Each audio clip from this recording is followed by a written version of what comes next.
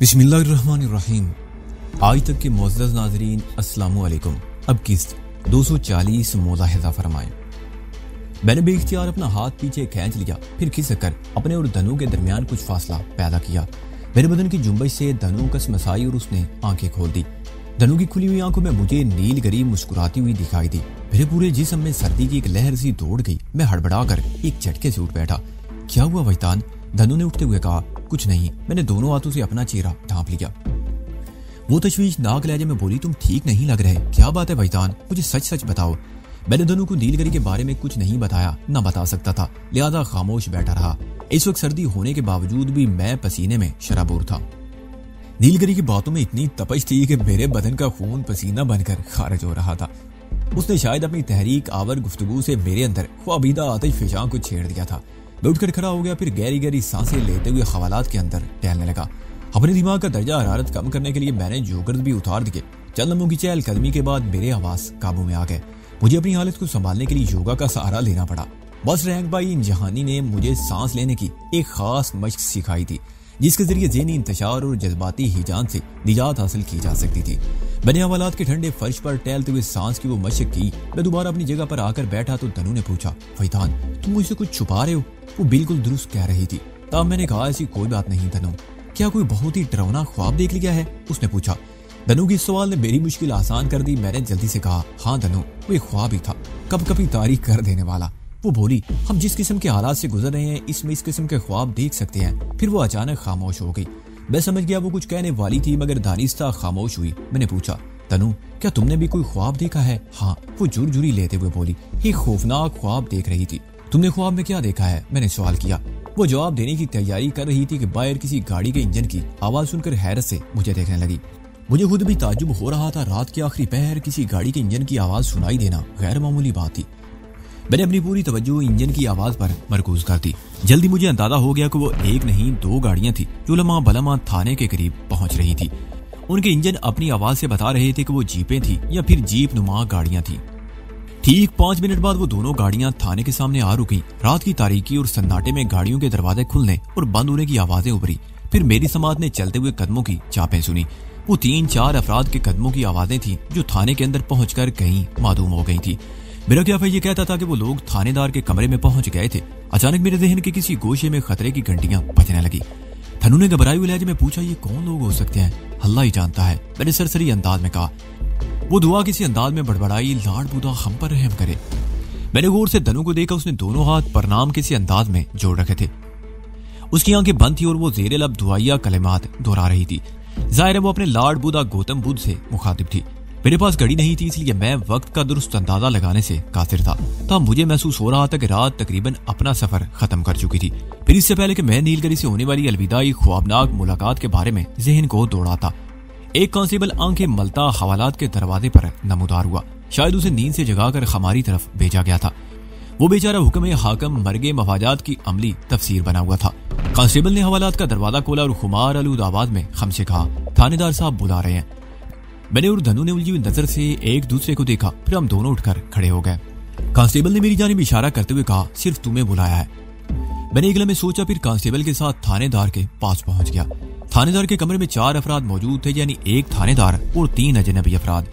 उन तीनों में एक साहिब हैसियत और रोबदार शख्सियत का मालिक था, बाकी 2 उसके मुलाजिम दिखाई देते थे। बारूब शख्स थानेदार के सामने कुर्सी पर बैठा हुआ था, जबकि उसके मुलाजिम सूरत साथी उसके दाएं बाएं बॉडी गार्ड की तरह खड़े थे। वो तीनों अपनी हैसियत के मुताबिक सिंध के रवायती लिबास में मलबूस थे। कांस्टेबल जब मुझे थानेदार के कमरे में पहुंचाकर चला गया तो थानेदार ने दोस्ताना अंदाज में मुझसे कहा, बैठ जाओ वैतान। मैं कुर्सी खींचकर बैठ गया। थानेदार ने मुझे मेरे हकीकी और असली नाम से मुखातिब किया था। मैंने रेंजर्स के कप्तान साले रहीम को अपनी दास्तान सुनाते हुए नाम दुरुस्त बता दिए थे। हमारी रिपोर्ट में हमारे असली नाम दर्ज हो गए। चुनाचे थानेदार भी हमें वैदान और धनु के नाम ही से जानता था। थानेदार ने साहिब हैसियत शख्स की जानिब इशारा करते हुए कहा, वैदान ये इस इलाके के वडेरा साईं हैं। ये मेरे नहायत अच्छे दोस्त भी हैं। मैंने इनसे तुम्हारी बात की है, तुम फिक्र ना करो, तुम्हारा काम नहायत अच्छे तरीके से हो जाएगा। थानेदार की बातों को मैं समझ नहीं सका। मैंने उलझे हुए लहजे में कहा, साईं मैं कुछ समझ नहीं पा रहा। फिर मैंने वडेरा साईं की जानिब सवालिया नजर से देखा। थानेदार ने कहा, ये रईस खान साहब है, मेरे दोस्त और इस इलाके के वडेरा साईं हैं। मैंने इनसे तुम्हारी मुश्किल के बारे में जिक्र किया था। ये तुम्हें यहाँ से निकाल कर कराची तक पहुंचा सकते हैं, लेकिन कराची तक तो हम खुद भी चले जाएंगे। मैंने थानेदार को टटोलती नजर से देखते हुए कहा, बस साईं आप लोग हमें यहाँ से जाने दें। एक लम्हे के तवक्कुफ से मैंने इजाफा किया, क्या आपने पंडित किशोरी लाल से बात की? थानेदार ने मुझे जुमला मुकम्मल करने नहीं दिया और कहा, किशोरी लाल से मामला फिट हो गया है, वो मुझे 50,000 रुपए अदा कर देगा। मैं तो तुम्हारे बंदोबस्त के बारे में फिक्रमंद था, वो इंतजाम हो गया है। फिर वो वडेरा साईं की तरफ देखते हुए बोला, साईं आप खुद ही वजदान को अपना प्रोग्राम समझा दो। प्रोग्राम बहुत सादा है, रईस खान ने कहा। मेरे ये दोनों बंदे आज मट्ठी जाने वाले हैं, तुम दोनों गाड़ी में इनके साथ बैठ जाओ। मट्ठी थरपारकर का सदर मुकाम है, यहाँ से 8-9 घंटे का फासला है। शाम से पहले तुम मट्ठी पहुंच जाओगे, वहां से तुम अपनी मर्जी से जहाँ जाना चाहो चले जाना। वडेरा का लहजा एतमाद से भरपूर था, वो नहायत दोस्ताना अंदाज में बात कर रहा था। थानेदार ने कहा, वैदान वडेरा साईं सिर्फ मेरी दोस्ती की खातिर तुम्हारे साथ भलाई करने को तैयार हुए हैं। दोस्ती और कारोबार साथ साथ चलते रहे तो कभी इख्तलाफ नहीं होता, रईस खान ने ठहरे हुए लहजे में कहा। फिर मेरी जानिब देखते हुए बोला, जवान थानेदार साहब से हमारी दोस्ती जरा कारोबारी नोयत की है। मेरे इलाके में थानेदार साहब जो भी केस डील करते हैं उसमें हम बराबर के शरीक होते हैं। यानी तुम्हारे 50,000 रुपए से 20,000 रुपए थानेदार की जेब में जाएंगे और 20,000 मैं रखूंगा और बाकी के 10,000 रुपए मैंने चौंक कर देखा। उसने कहा, वो तुम्हारा ज़ाते रहा है, हम तुम्हें यहाँ से खाली हाथ थोड़ी रुखसत करेंगे। उसके साथ ही वडेरे ने अपनी जेब में हाथ डालकर 10,000 रुपए की गड्डी निकाली और मेरी जानिब बढ़ाते हुए बोला, गिन लो पूरे 10,000 रुपए हैं। वो 100 के नोटों वाली एक मुकम्मल गड्डी थी, बैंक की मोहर के साथ उसमें मखसूस पिन भी लगी हुई थी। वो सब इस्तेमाल शुदा नोट थे। मैंने गिनना जरूरी ना समझा और नोटों की गड्डी को जेब में रख लिया। मैं एक बात पर हैरान था, मैंने सुन रखा था कि जराइम पेशा लोग पुलिस वालों को भत्ता देते हैं, अपनी आमदनी में से एक मखसूस हिस्सा मुतलका थाने में पहुंचाते हैं, मगर यहाँ तो उल्टी गंगा बह रही थी। एक पुलिस ऑफिसर मुझे छोड़ने के लिए जो रिश्वत वसूल कर रहा था, उस रकम में इस इलाके का वडेरा भी हिस्सेदार था। खैर दुनिया में हर तरह के इलाके और हर किस्म के लोग बसते हैं, इसलिए मुख्तलिफ जगहों पर अलग अलग उसूल और कवायद देखने को मिलते रहते हैं। थानेदार ने मुझसे मुखातिब होते हुए कहा, वैदान मट्ठी तक तो तुम दोनों बगैर पैसा खर्च किए बखैरो हो भी पहुंच जाओगे। उसके बाद अगर तुम अपने तई आगे सफर जारी रखो तो यकीनन पैसा खर्च करना पड़ेगा। मट्ठी से कराची पहुंचने के 2 रास्ते हैं, या तो तुम मीरपुर खास और हैदराबाद से होते हुए कराची पहुंच जाओ, या फिर मट्ठी से पहले बदीन जाओ और फिर ठट्ठा से होते हुए कराची का रुख करो। वैसे बदीन से हैदराबाद के रास्ते भी कराची पहुंचा जा सकता है। वो एक लम्हे को रुका, फिर बात जारी रखते हुए बोला, और अगर रकम बचाना चाहते हो तो फिर सीधा सीधा ये करो कि मट्ठी से ट्रक पर सवार हो जाओ। वडेरा साईं के आदमी मट्ठी में जिस शख्स के पास जा रहे हैं वो ट्रांसपोर्टर है, पूरे सिंध में बल्कि पूरे पाकिस्तान में उसके ट्रक चलते हैं। अब फैसला तुम्हारे हाथ में है। थानेदार ने बात खत्म करके सवालिया नजर से मुझे देखा। मैंने कहा, आपकी यही बड़ी मेहरबानी है कि मुझे यहाँ से जाने की इजाजत मिल रही है, बस आप लोग हमें मट्ठी तक पहुँचा दें, आगे हम खुद सफर कर लेंगे। मैंने थानेदार की पेशकश को ये अक्सर रद्द करना मुनासिब न समझा। मुझे डर था कि कहीं वो अपना फैसला वापस ना ले ले। अगर वो अपना इरादा बदल देता तो हमारे लिए मुश्किलात में इजाफा हो सकता था। प्यार मोहब्बत और इफाम और तफहीम से मामला हल हो रहा था तो मुझे मिलजुल कर चलना चाहिए था। उसने फैसला कुल लहजे में कहा, बस तो फिर ठीक है। थानेदार के इस जुमले पर वडेरे ने कहा, साईं तुम दोनों ने तो सब ठीक कर लिया, मगर मेरी तसल्ली तो अभी तक नहीं करवाई गई। कैसी तसल्ली? मैंने चौंक कर वडेरे को देखा। वडेरे की बजाय थानेदार ने कहा, वैदान बज़ाहिर तो ये बात बहुत अहमकाना और जायलाना सी है, लेकिन तुम यकीन जानो पिछले कुछ अरसे से थर के इस इलाके में उस खबीस ने बहुत तबाहकारी मचाई हुई है। वो बेस बदल बदल कर वारदातें करता है, मगर कोई अभी तक उसको गिरफ्तार नहीं कर सका। उसके साथ एक हसीन और नौजवान लड़की भी होती है। वो सिर्फ इंसानों की जान लेता है, उनको पहले बेहोश करता है, फिर उनकी गर्दन पर दांत गाड़ कर जिस्म का सारा खून चूस लेता है। बस यूं समझ लो कि वो एक सहराई इफरीत है। तुम मेरी बातों को मजाक तो नहीं समझ रहे। मैंने थानेदार की तकरीर का ये मफहूम निकाला था कि कोई खून आशाम कातिल इनके इलाके में आ गया था, जो पे दर पे कई इंसानों की जान ले चुका था और पूरे सहरा में खौफ की एक लहर दौड़ रही थी। जो कि मेरे साथ हसीनो जमील धनु भी थी, इसलिए वो खासे मोहतात हो गए थे।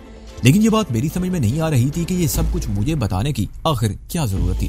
बिलाखिर यही सवाल मेरी जबान पर आ गया, साईं आपकी बात कुछ कुछ मेरे पल्ले तो पड़ी है, लेकिन आप ये जिक्र मुझसे ही क्यों कर रहे हैं? रईस खान साहब किस किस्म की तसल्ली करना चाहते हैं? थानेदार तामिल करते हुए बोला, मैंने जिस इफरीत का जिक्र किया है ना, दरअसल उसी सिलसिले में रईस खान तसल्ली करना चाहता है, मगर उस इफरीत का मुझसे क्या ताल्लुक? तुम हमारे लिए अजनबी हो। रईस खान बराह रास्त मुझसे मुखातिब होते हुए बोला, हम सिर्फ इस बात की तसल्ली करना चाहते हैं कि कहीं वो इफरीत तुम ना हो। थानेदार साईं ने बताया है ना, वो शैतान रूप बदल बदल कर वारदातें करता है।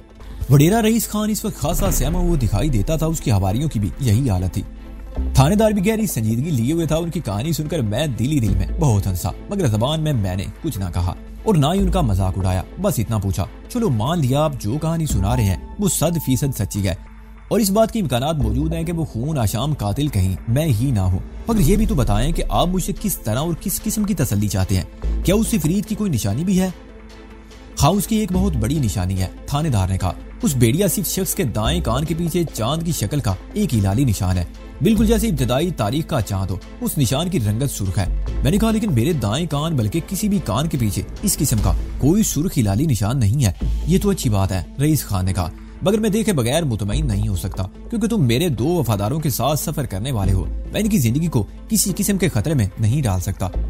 तुम मेरी बात समझ रहे हो ना? और ये दोनों अफराद मेरे लिए बहुत अहम है। मैंने इस बात में सर हिलाते हुए कहा, हाँ मैं अच्छी तरह समझ रहा हूँ। एक लम्हे को रुककर मैंने पेशकश करने वाले अंदाज में कहा, अब चाहो तो मेरे दाएं कान का अच्छी तरह मुआयना कर लो। वडेरा मुतमईन नजर आने लगा, फिर वो उठकर मेरे करीब आ गया और मेरे कान को पकड़कर उसका जायजा लेने लगा। मैं इन तुम परस्तों की अकल पर मातम करने के सिवा कुछ नहीं कर सकता था। ताम दिली दिल में मुझे उनकी सिमाकत पर हंसी भी आ रही थी, जिसे मैं बमुश्किल जब्त किए बैठा था। मुझे ये बात अच्छी तरह मालूम थी कि मेरे दाएं कान की लोगों के पिछली तरफ मसूर के बराबर एक स्यातिल था। सुर्ख हिलाली निशान का तो सवाल ही पैदा नहीं होता था। थोड़ी देर के मुआयने के बाद रईस खान दोबारा अपनी कुर्सी पर जा बैठा, फिर थानेदार की तरफ देखते हुए पुरसुकून लहजे में बोला, साईं अल्लाह का शुक्र है, ये वो खतरनाक कातिल नहीं है।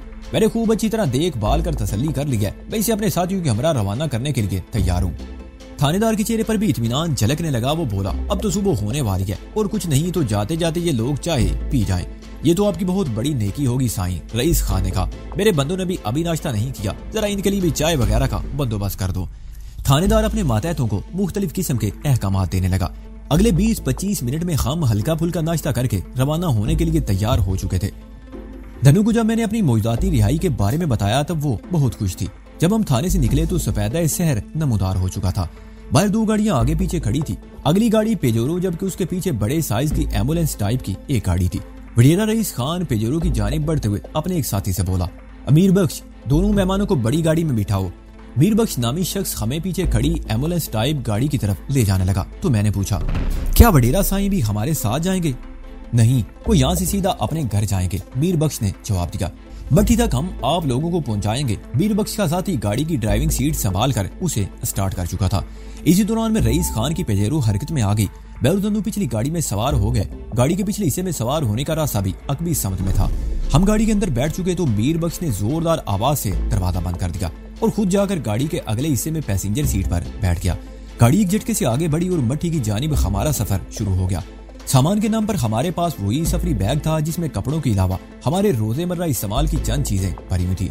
थानेदार ने ये बेजर सा बैग हमें अपने साथ ले जाने की इजाजत दे दी थी। वो अगर बैग ना भी देता तो हम खुश थे। आजादी से बड़ी नेमत दुनिया में और कोई भी नहीं हो सकती। हमें ये आजादी 50,000 रुपए के इवज हासिल हो गई थी। एक बात मेरी समझ में नहीं आ रही थी और वो ये कि जो रकम मुझे दी गई थी वो रईस खान ने अपने पास से दी थी। इससे तो यही बात जाहिर होती थी कि थानेदार ने अभी पंडित किशोरी लाल से रकम वसूल नहीं की थी। वडेरे को वो रकम मिलने की ठोस उम्मीद थी, जब ही उसने अपने पास से मुझे रकम अदा कर दी थी। बाद में पंडित से 50,000 रुपए निकलवा कर वो 20,000 और 30,000 आपस में बांट लेते। थाने में बातचीत के दौरान में मेरे दिल में ये ख्याल आया था कि इस सिलसिले में थानेदार से पूछूं, लेकिन फिर मैंने इस सोच को जहन से निकाल दिया था। दरअसल हमें इस झमेले से निजात मिलने की इस कदर खुशी थी कि मैं किसी तरद्दुद में नहीं पड़ना चाहता था। जब ओखली में सर दे दिया था तो फिर मौसलों का क्या डर। रास्ते में पहले मोड़ पर वडेरी की पेजेरो दाएं जानिब मुड़ गई। हमारी गाड़ी की रफ्तार में बतदरीज इजाफा होने लगा। बैरुदंदू गुज़िश्ता 36 घंटों में पेश आने वाले वाकयात पर गुफ्तगू करने लगे। ये वक्त हम पर बहुत भारी गुजरा था। इन लम्हों की संगीनी और सफाकी को हम कभी फरामोश नहीं कर सकते थे। बात करते करते अचानक धनु को खांसी आ गई, फिर उसकी खांसी तवील होने लगी। मैंने भी महसूस किया जैसे गाड़ी की अंदरूनी फजा में घुटन सी धर आई हो। वो गाड़ी हर तरफ से बंद थी। एयर कंडीशन होने के सबब उसे एयर टाइट कर दिया गया था। अगली लम्हे मुझे भी ठुसका सा लगा और सांस लेना दुश्वार महसूस होने लगा। अचानक मुझे ख्याल आया कि हमारे साथ कोई कार्रवाई हो चुकी है। गाड़ी की अंदरूनी फजा में कोई जहरीली चीज शामिल हो चुकी थी जो लम्हा बलम्हा हमारी सांसों को मुश्किल से मुश्किल तरीन करती जा रही थी। धनु की हालत बहुत खराब थी। अब वो बाकायदा सीना पकड़कर उखड़ी उखड़ी सांसें ले रही थी। मैंने ड्राइविंग कैबिन वाले शीशे को बजाकर गाड़ी के अगले हिस्से में बैठे उन 2 अफराद को अपनी जानिब मुतवज्जो करना चाहा, लेकिन लगता था वो पत्थर के बुत बन गए हो जो पलट कर ना देखना जानते हो। मुझे अपने सीने में दम घुटता हुआ महसूस हो रहा था। धनु बेदम और बेआवाज होकर गाड़ी के फर्श पर डैसी गई। मेरे अंदर मुहिम जोई की जितनी कुव्वत बाकी बची थी उसको बरबेकार लाते हुए मैंने गाड़ी के अगबी दरवाजे में नस्ब हैंडल पर तबे आजमाई शुरू कर दी। लेकिन थोड़ी सी कोशिश के बाद ही मुझ पर यह रूह फरसा इंकशाफ हुआ कि वो दरवाजा लॉक हो चुका था। दरअसल उस दरवाजे में कोई खुदकार लॉक लगा हुआ था। जब उस दरवाजे को जोर से बंद किया गया तो वो ऑटोमेटिक लॉक बंद हो गया था। मैंने अपने जिस्म और जान की पूरी कुव्वत सर्फ करके दरवाजे के हैंडल को झुंझोड़ डाला, मगर मुझे अपने मकसद में कामयाबी ना हुई। अब मेरे आसाब और हवास भी जवाब देने लगे थे। गाड़ी की अंदरूनी फजा में नफूद शुदा उस जहरीली गैस ने मेरे जहन को बुरी तरह मुतासर किया था। मुझे यूं लग रहा था जैसे हाथ पांव से जान निकल गई हो। वो मौत की प्याम्बर स्याह गाड़ी अपनी मंजिल की जानिब रवाना थी और मैं जिंदगी से दूर होता जा रहा था। मेरा सफर रोशनी से तारीकी की तरफ था। इन नाजुक लम्हात में मेरे जहन में जो ख्याल आया वो ये था, अगर मुझे कुछ हो गया तो इस मासूम सूरत कांच की गुड़िया धनु पर क्या बीतेगी। फिर मेरा जहन गहरी तारीकी में डूबता चला गया। तारीकी मौत ही का एक रूप है। मौत जितनी बेरहमी से जिंदगी को चाट जाती है, उतनी ही बेदर्दी से तारीकी रोशनी को खा जाती है। अंधेरे उजाले का ये खेल दर हकीकत जिंदगी और मौत का खेल है, जिसमें जीत हमेशा उसकी होती है जो दूसरे पर भारी पड़ने पर सबकत ले जाए। हम जिस मोलक सूरत से दो चार हुए थे वो हमारे लिए गैर मुतवक्को और नागहानी थी। तन्नो मेरी आंखों के सामने बेदम होकर स्याह गाड़ी के फर्श पर ढह गई थी, जबकि मैंने जिंदगी की बाजी जीतने के लिए आखिरी हद तक हाथ पांव मारे थे, लेकिन मेरी पेश ना चली और हालात के जबर ने मुझे होशो आवाज से बेगाना कर दिया। मैं नहीं जानता ये बेगानगी कब तक मुझ पर तारी रही और इसी दौरान में हमारे साथ क्या हालात पेश आए थे। ताम होश में आने के बाद रफ्ता रफ्ता मेरे जहन ने काम करना शुरू कर दिया था। हवास पर छाई हुई धुंध धीरे धीरे जाहिल हुई तो मेरा जहन सोचने समझने के काबिल हुआ और मैं अपने गिरदो पेश को महसूस करने लगा। मेरे जिस्म को लगने वाले हल्के हल्के हिचकोले इस बात का पता दे रहे थे कि मैं किसी गाड़ी में महवे सफर था।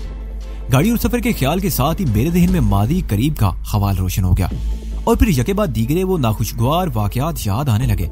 उन नागियानी वाकयात की नाखुशगवारियत और तलखी को भुला कैसे सकता था। हमारे साथ एक संगीन धोखा किया गया था। इंसान हमदर्दी और सलूक के वाकयात तो भूल सकता है, मगर बेरहमी, सफाकी और धोखाधड़ी के वाकयात को फरामोश करना उसके लिए मुमकिन नहीं होता। जैसे जैसे मेरे हवास बजा हो रहे थे, मैं खुद को पेश आने वाली सूरत के बारे में सोच रहा था। मैं और धनु गैर कानूनी तौर पर सरहद पार करके पाकिस्तान में दाखिल हुए थे और सरहदी मुआवजों के हत्थे चढ़ गए थे। सरहदी मुआवजों ने जरूरी कार्रवाई के बाद हमें हमारे मेजबान पंडित किशोरी लाल के हमरा मुकामी पुलिस के हवाले कर दिया था। फिर थाना इंचार्ज अचानक हम पर मेहरबान हुआ और 50,000 के इवज हमें छोड़ने पर तैयार हो गया। यही नहीं बल्कि उसने हमें बाहिफाजत मट्ठी तक पहुंचाने का बंदोबस्त भी कर दिया था। एक मुकामी वडेरा रईस खान थाना इंचार्ज का हिस्सेदार था और हमें उसी के आदमियों के साथ नगर पार कर से मट्ठी तक जाना था। हमें एक एम्बुलेंस नुमास या गाड़ी में बिठाया गया। फिर हमारे सफर को शुरू हुए ज्यादा देर नहीं गुजरी थी कि हमारे साथ वो कुछ हो गया जिसकी हमें खरगिज तवक्को न थी। वो स्याह गाड़ी मुकम्मल तौर पर एयर कंडीशन थी। हमें गाड़ी के पिछले हिस्से में सवार कराया गया था, जबकि वडेरे के आदमी अगले हिस्से यानी ड्राइविंग कैबिन में थे। दोनों हिस्सों के दरमियान मजबूत शीशे की दीवार का इंतजाम खुसूसी तौर पर किया गया था, वरना आमतौर पर एम्बुलेंस में ऐसा कुछ नहीं होता। जब हमें इस स्याह गाड़ी में बिठाया जा रहा था तो मेरे ख्वाबो ख्याल में भी कहीं ये बात ना थी कि हमें इस चूहे दान में कैद किया जा रहा है। अकबी दरवाजे के मुकफ्फल होने का इंकशाफ तो उस वक्त हुआ जब मुझे जिंदगी बचाने की जिद्दोजहद करना पड़ी। मुझे अच्छी तरह याद था, सफर के दौरान में पहले धनु को ठुसका लगा, फिर वो खांसने लगी, फिर गाड़ी के अंदरूनी फजा में घुटन महसूस होने लगी। अगले लम्हे मुझे महसूस हुआ कि इस एयर कंडीशन फजा में कहीं से कोई जहरीली चीज दाखिल की गई थी जो हमारी सांसों को घटाकर मुश्किल से मुश्किल तर बना रही थी। ड्राइविंग कैबिन में मौजूद दोनों अफराद उस जहरीली शय के मोहल्ले असरात से महफूज थे और हमारी किसी पुकार, किसी फरियाद पर कान धरने के मूड में न थे।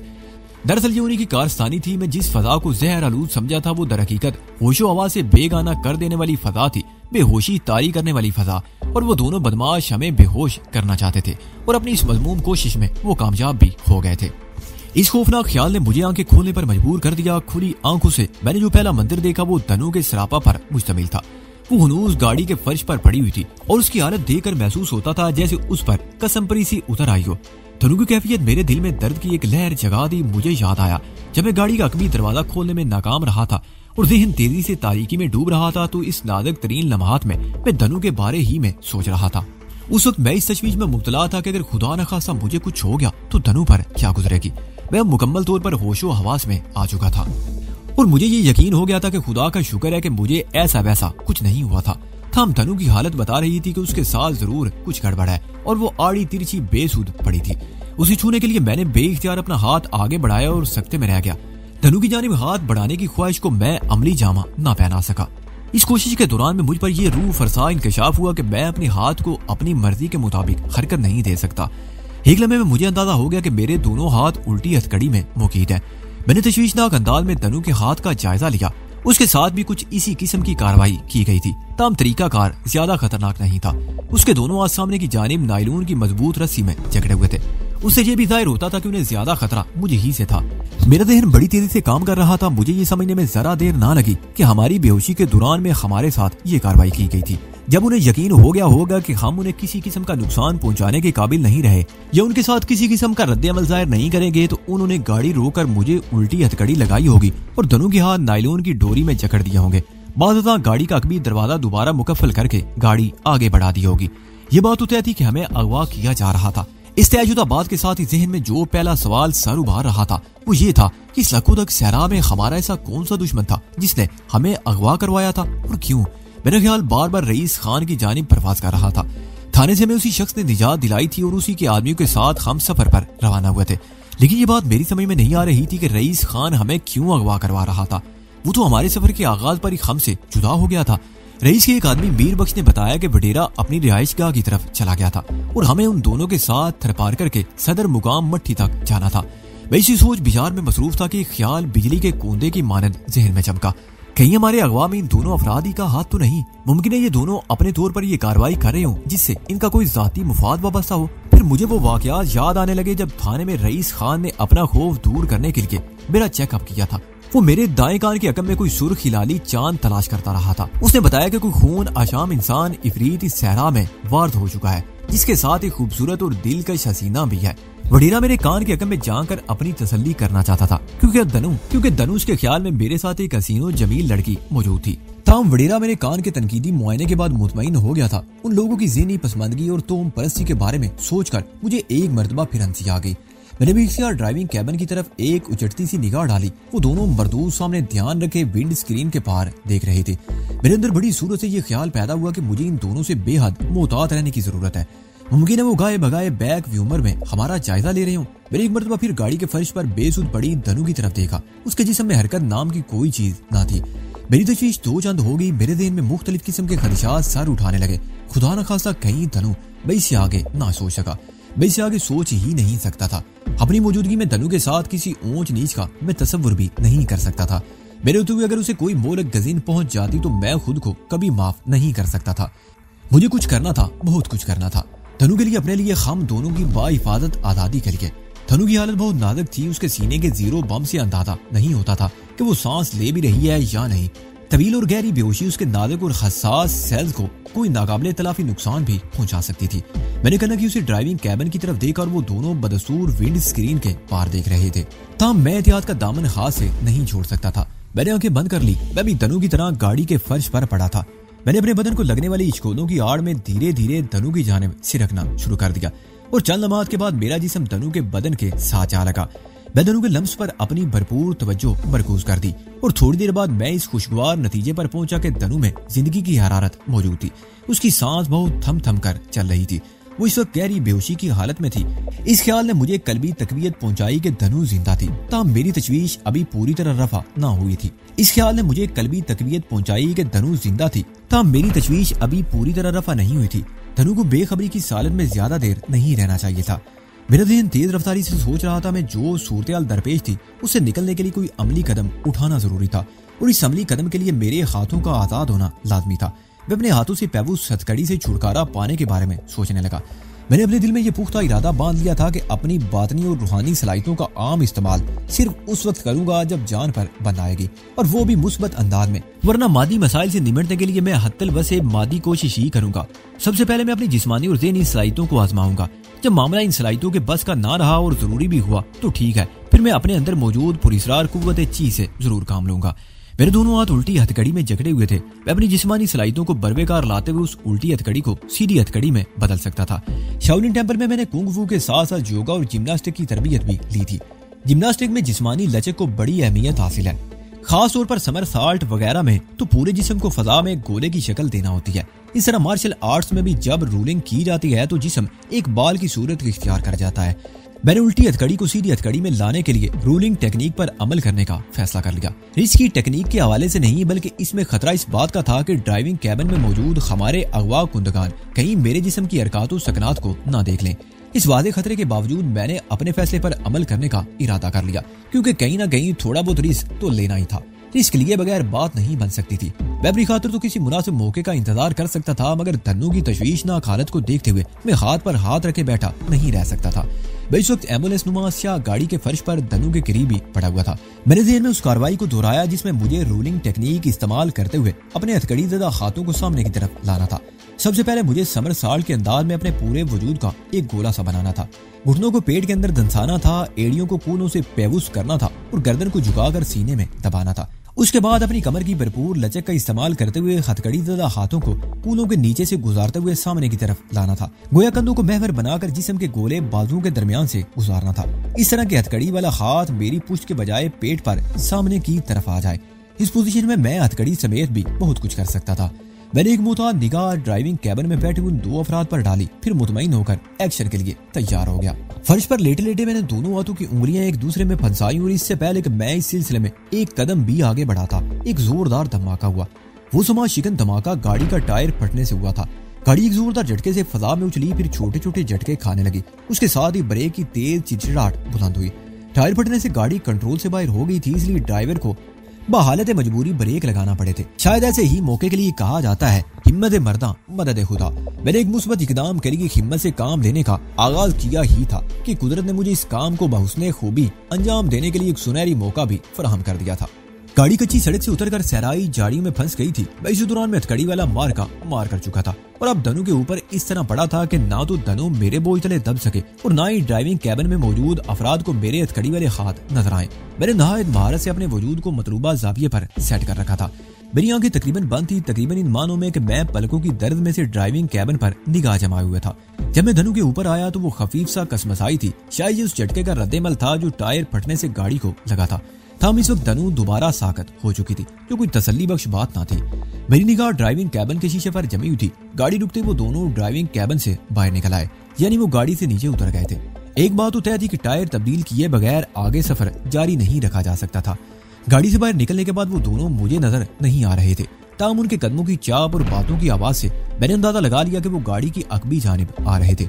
मैं ज़हनी तौर पर पूरी तरह चाको चौबंद हो गया। उसी वक्त मेरे दिमाग में एक ख्याल बिजली की रफ्तार से पैदा हुआ और मैंने अपनी सोच के नतीजे में बेइख्तियार गाड़ी के फर्श पर सीटों के नीचे नजर दौड़ा दी। मेरी मुतलाशी नजर पलक झपकने में उस चीज तक पहुंच गई जिसके बारे में मेरे ज़हन ने सोचा था। वो गाड़ी का एक फादल टायर था। जैसा कि हर गाड़ी में इमरजेंसी की सूरत हाल के लिए एक स्पेयर टायर रखा जाता है। मज़कूरा टायर इस सीट के नीचे रखा था जिस पर बेहोश होने से पहले धनु बैठी हुई थी। अब एक बात यकीनी थी कि गाड़ी का टायर तब्दील करने के लिए उन्हें गाड़ी के पिछले हिस्से को खोलना पड़ता, जहां फर्श पर हम दोनों पड़े हुए थे। यह अच्छा मौका था, वो जैसे गाड़ी का अगली दरवाजा खोलते मैं भरपूर कार्रवाई कर सकता था।